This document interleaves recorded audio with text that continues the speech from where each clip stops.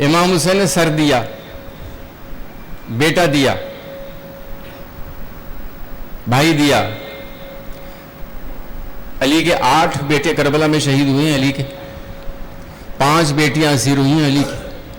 سامعین کرام، یہ کیوں دیا؟ کیا وجہ کیا ہے؟ شعر و شاعری میں آپ زندگی دیتے ناصر حسین تو پڑھتا نماز کون، یہ شعر آتے ہیں نا کہ دین بچا لیا، دین جا رہا تھا، نماز جا رہی تھی۔ نماز کربلا سے پہلے بھی لوگ پڑھتے تھے، نماز کربلا کے بعد بھی لوگ پڑھ رہے تھے،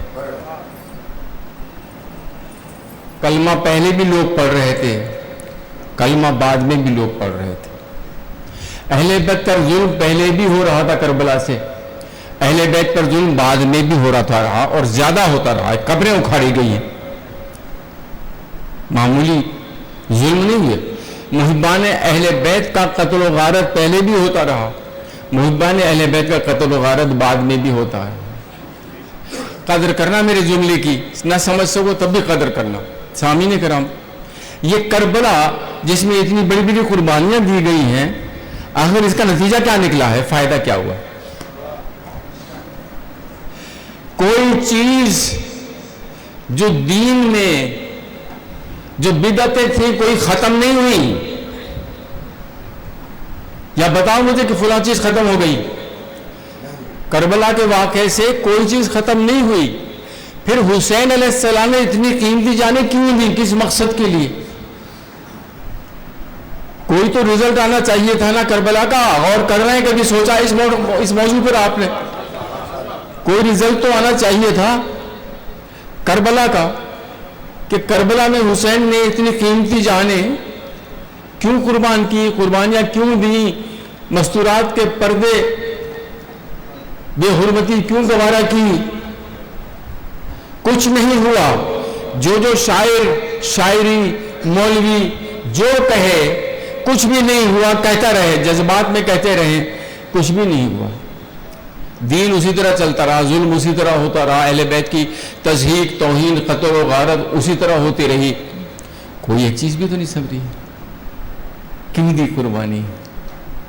سامعین، پہلی بات تو یہ ہے کہ اس کا نتیجہ اولی الامر کسی غیر اولی الامر کی بیعت نہیں کر سکتا۔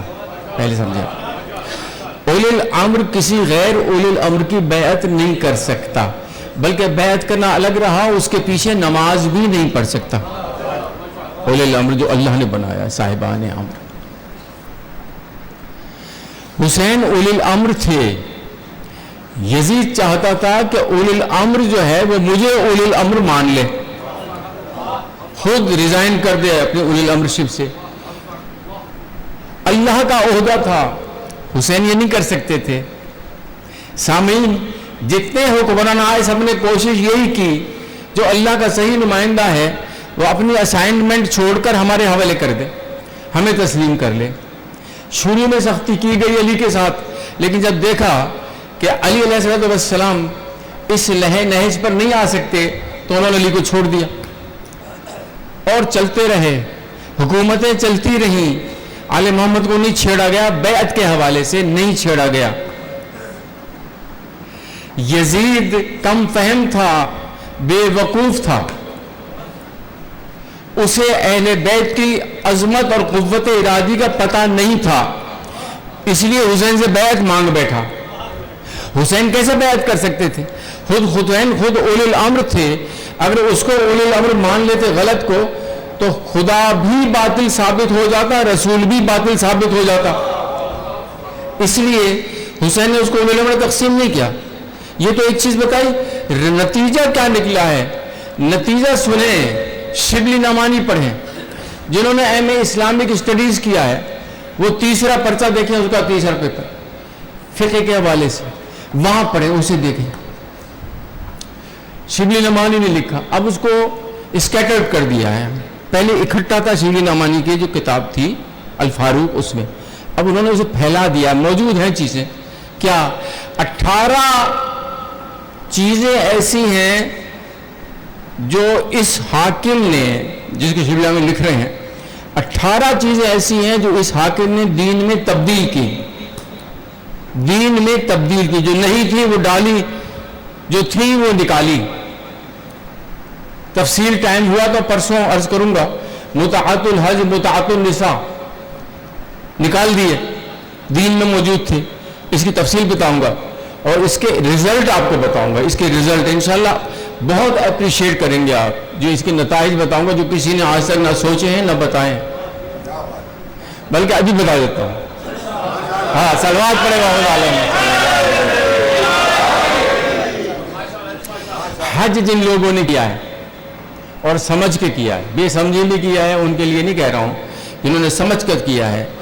ہمارا حج ہوتا ہے حج تمتع، ہمارا حج حج تمتع ہوتا ہے۔ حج تمتع میں عمرہ تمتع لازمی ہے، پہلے عمرہ تمتع کرو پھر حج تمتع کرو، اور عمرہ تمتع کے بعد طواف النساء کرو، طواف النساء کرو۔ مختصر کر بتا رہا ہوں، مختصر کر کے طواف النساء جب کر لو گے تو اب تمہاری زوجہ تمہارے اوپر حلال ہو جائے گی، ورنہ حرام رہے گی، اولاد بھی حرام ہوگی۔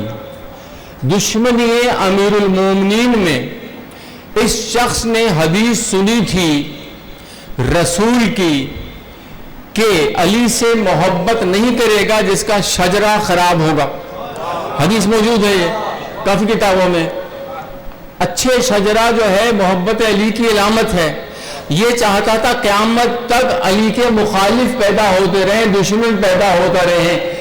اس نے متعۃ النساء کو بند کر دیا کہ اب کوئی نہیں کرے گا، لہذا قیامت تک جتنی اولاد پیدا ہوگی حرامی پیدا ہوگی، علی کی دشمن پیدا ہوگی۔ اللہ اکبر، ہائے ہائے ہائے ہائے دری یا علی کی دشمن پیدا ہوگی۔ اور اسی لیے سامعین سورہ مائدہ آیت نمبر 55 قرآن کی، وَمَن لَمْ يَحْكُمْ بِمَا أَنزَلَ، میرا موضوع رہ جائے گا، میں ادھر آ گیا ہوں نا۔ وَمَن لَمْ يَحْكُمْ بِمَا أَنزَلَ اللَّهُ فَأُولَٰئِكَ هُمُ الْكَافِرُونَ۔ ایک آیت، اگلی آیت سیم ورڈز، سمجھ رہے ہیں نا؟ سمجھے؟ وَمَن لَمْ يَحْكُمْ جو فیصلہ نہ کرے، وَمَن لَمْ يَحْكُمْ جو فیصلہ نہ کرے، بِمَا أَنزَلَ اللَّهُ جو اللہ نے نازل کیا ہے اس کے مطابق، فَأُولَٰئِكَ هُمُ الْكَافِرُونَ وہ کافر ہے۔ اگلی آیت پھر آئی وہی ورڈز، وَمَن لَمْ يَحْكُمْ بِمَا أَنزَلَ اللَّهُ فَأُولَٰئِكَ هُمُ الظَّالِمُونَ، وہاں تھا کافرون، یہاں آ گیا ظالمون اگلی آیت میں۔ پھر تیسری آیت آئی ایک آیت چھوڑ کے، وَمَن لَمْ يَحْكُمْ بِمَا أَنزَلَ اللَّهُ فَأُولَٰئِكَ هُمُ الْفَاسِقُونَ، اللہ کے فیصلے کے خلاف جو فیصلہ کرے وہ کافر ہے، اللہ کے فیصلے کے خلاف جو فیصلہ کرے وہ ظالم ہے، اللہ کے فیصلے کے خلاف جو فیصلہ کرے وہ فاسق ہے۔ ہمارے چھٹا امام امام جعفر صادق علیہ السلام، اللہم صلی علی محمد وآل محمد، آپ سے پوچھا مولا ایک ہی حکم عدولی ہے جو فیصلہ اللہ کے فیصلے کے خلاف کرے، سزائیں 3 الگ الگ لکھی ہیں، اس کا مقصد کیا ہے؟ آپ نے فرمایا جو اللہ کے فیصلے کے خلاف عمل کرے وہ شخص فاسق ہے، اللہ نے کچھ کہا اور عمل کچھ کیا، وہ شخص فاسق ہے۔ اور جو اللہ کے فیصلے کے خلاف لوگوں سے عمل کرائے وہ ظالم ہے، اور جو اللہ نے نازل نہیں کیا وہ اللہ کی طرف منسوب کر کے اس کو نافذ کرے وہ کافر ہے۔ سامنے 3 الگ بتا دی۔ اب جائزہ لیا، امام نے بھی اس کو بتایا ہے، ہم نے جائزہ لیا کہ اس شخص نے وہ بھی کیا جو اللہ نے حکم نہیں دیا تھا، وہ بھی کیا جو اللہ نے بھیجا ہی نہیں تھا، وہ بھی اسے کروایا لوگوں سے جس کے خلاف اللہ کا سزا تھی۔ یعنی یہ شخص ظالم بھی ہے، فاسق بھی ہے، کافر بھی ہے، تینوں چیزیں۔ سامعین کرام یہ اللہ کے فیصلے کے خلاف 18 فیصلے لکھے ہوئے ہیں، تاریخ میں موجود ہیں تمہاری کتابوں میں۔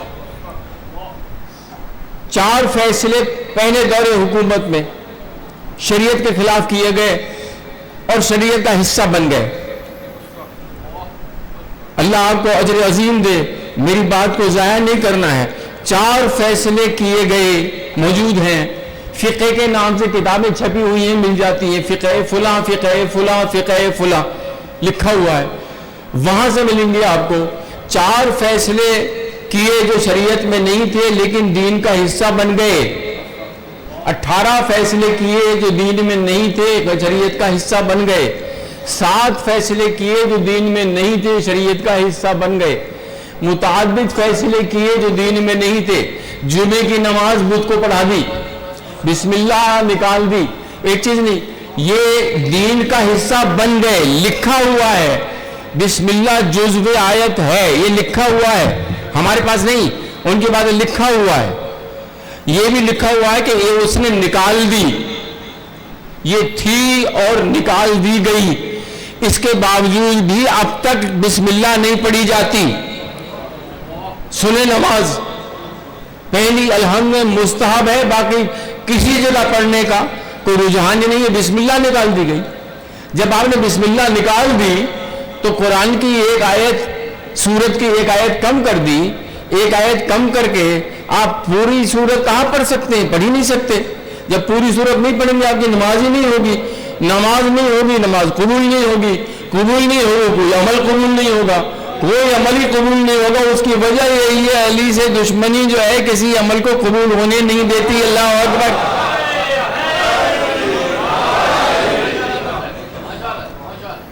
سامعین کرام، یہ چیزیں سنیں، اب پھر سنیں، کتنی چیزیں نکال دی گئی اور شامل کر دی گئی جو دین میں نہیں تھی یا دین میں تھی۔ یہ ہوتا رہا کب تک؟ کربلا سے پہلے تک۔ کربلا کے اثرات بتا رہا ہوں آپ کو۔